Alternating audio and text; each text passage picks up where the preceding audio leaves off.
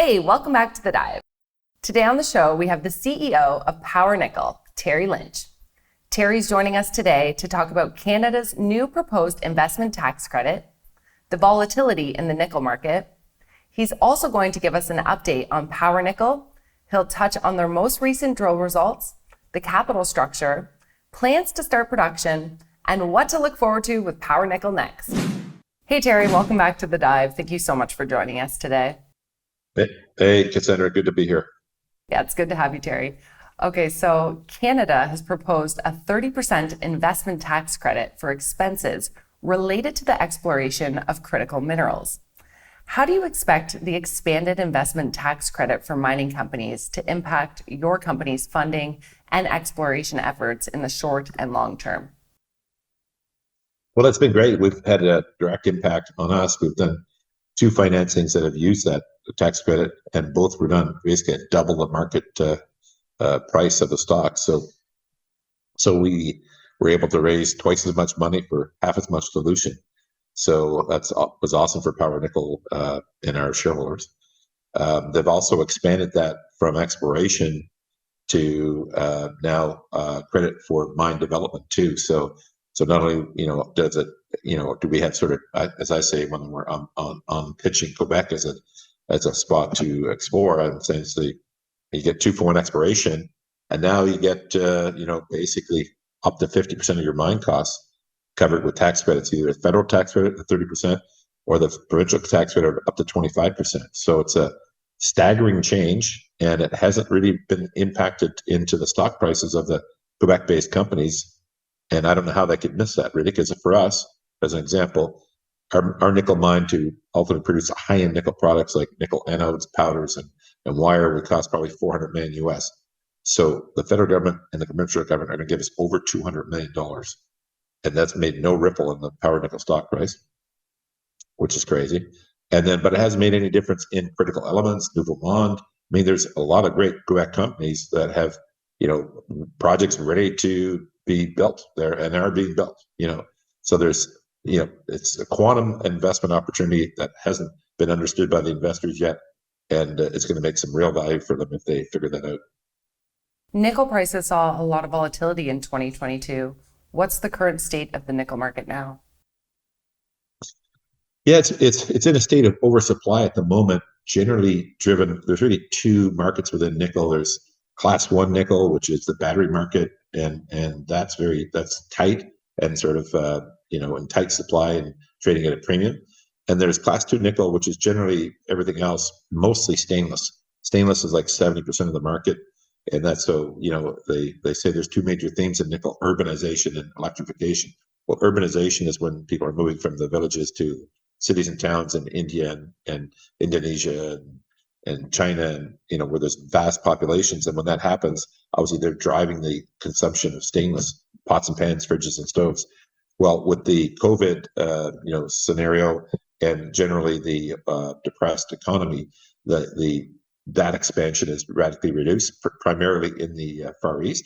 So that market is in a big oversupply, and that's impacted the LME price, for that area. But I mean, the price for Class 1 nickel is still robust, and certainly for the product that we would produce at Power Nickel, it would be Class 1 nickel. So it's a very healthy market. And then if you look 3 or 4 years out, it's going to get much better because the demand for electric cars is ramping up like crazy. It's like 10 million electric cars last year, going to grow to 40 million electric cars over the next 3 or 4 years.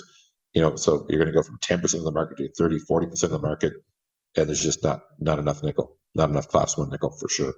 Now, given the broader economic uncertainty and geopolitical risks globally, how do you plan to navigate these challenges to attract investors and achieve success in the critical minerals sector?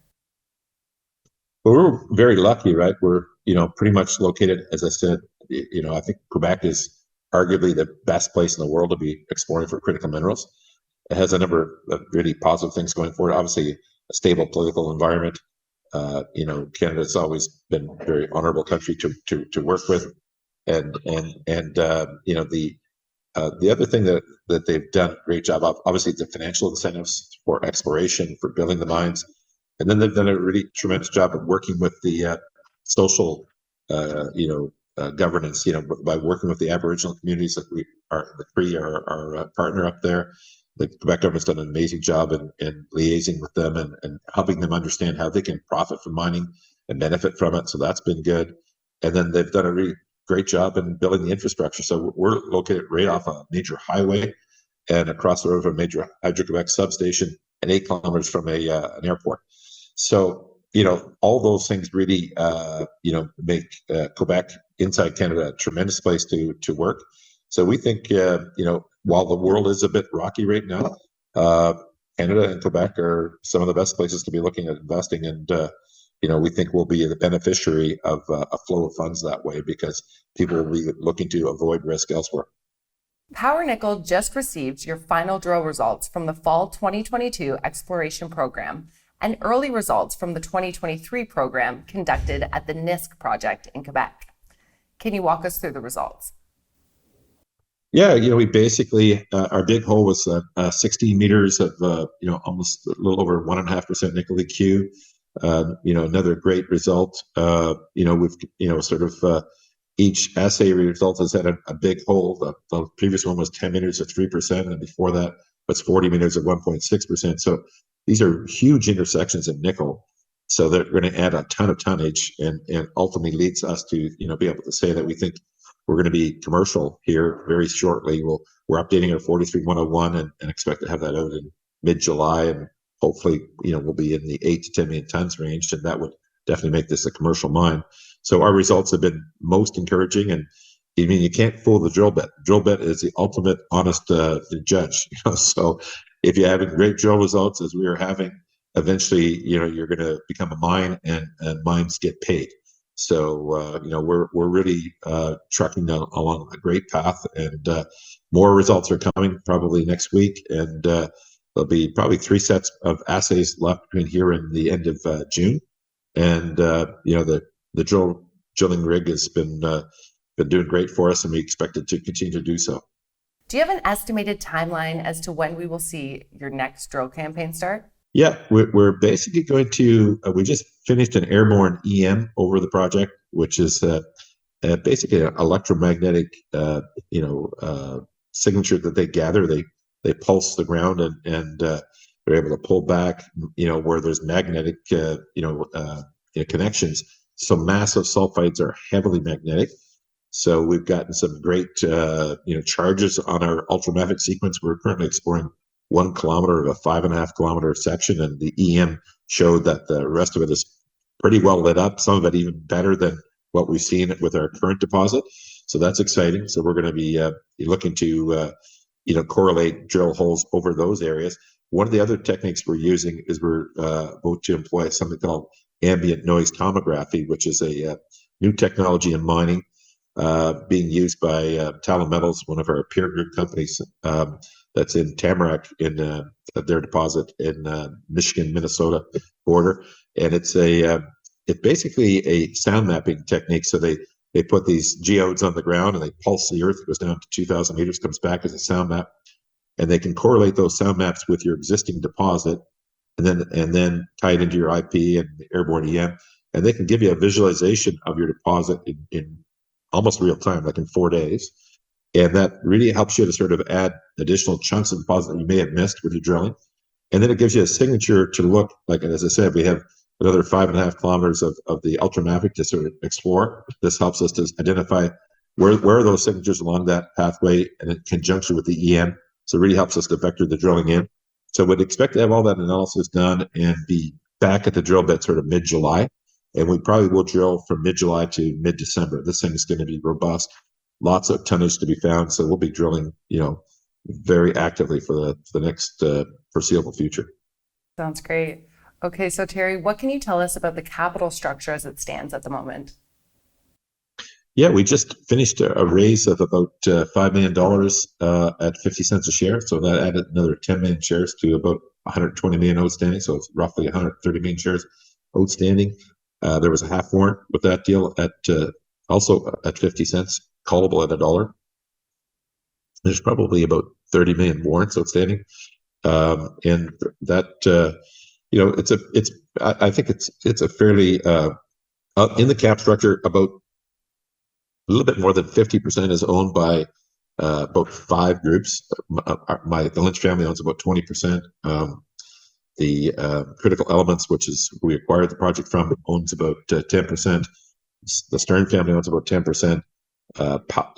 Palace Capital and BT Global own about 3% each, and the board owns about 4%. So it's a fairly tight group, and this group basically bought 60 to 70% of each of the last 3 rounds of financing. And I find it highly encouraging for investors is when management eats its own cooking. It's a good sign, because obviously we're there, we're hands on, and we see it. So if we're writing our putting our savings and investment on the line, it's because we really like what we see, and it should be encouraging for investors. All too often that doesn't happen in junior mining. And so the cap structure is in good shape, and we're all cashed up. We'll be back at the trough for money for probably well into 24. So we're in good shape fiscally. Why do you think that it makes sense to be investing in nickel juniors at this stage of the market? I would say nickel juniors are radically undervalued right now across the board. And of those nickel juniors, the most radically undervalued is, of course, Power Nickel. But I mean, it is, if you look, we have in our pitch deck on our website, powernickel.com, you can get a PowerPoint there, and there's a particular slide in there that we compare ourselves with our other peer junior nickel companies that are what I would say have commercial deposits perceived by the market, and they are basically around from about 150 million US to about 500 million US. So our financing was done around 25 million US.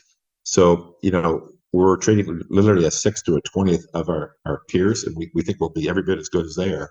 So that's the opportunity. But our peers overall are down over 50% from their high.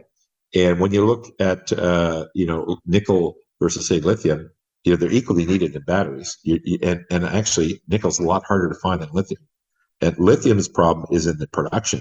It takes a long time to build a lithium mine, and the processes are complex, and the mines cost a lot to build. But eventually, these will be built, and there'll be tons of lithium. It's just but it's a lot harder to find nickel. There's a lot of low-grade nickel, but there's no economics to it. There are very little at this point, unless the prices go up a lot higher. So high-grade nickel, like we found in Power Nickel, and like our peers have in the nickel sulfide world, those things are going to get paid, especially in North America with the Inflation Reduction Act, and with basically reducing the supply chains and focusing on North American supply chains. So nickel is definitely, I would overweight nickel, junior nickels. If I had a portfolio, I'd be definitely buying almost across the board there. So Terry, before we let you go, what's next for Power Nickel? What should investors be looking out for with the company over the near term? So a lot of very positive material news coming, really. So we'll be having 3 more sets of assays coming in the next 2 months. We'll be having the spin out of our Golden Ivan project in British Columbia, which is going to be a great bonus for our shareholders. We'll have the airborne EM, which will identify where we think the next pods are and why we expect to go from 8 to 10 million tons to 20 to 50 million tons and make this a multi-billion-dollar mine. We'll have the metallurgical study that's being completed right now. And then ultimately, probably in mid-July, we'll have the updated 43-101.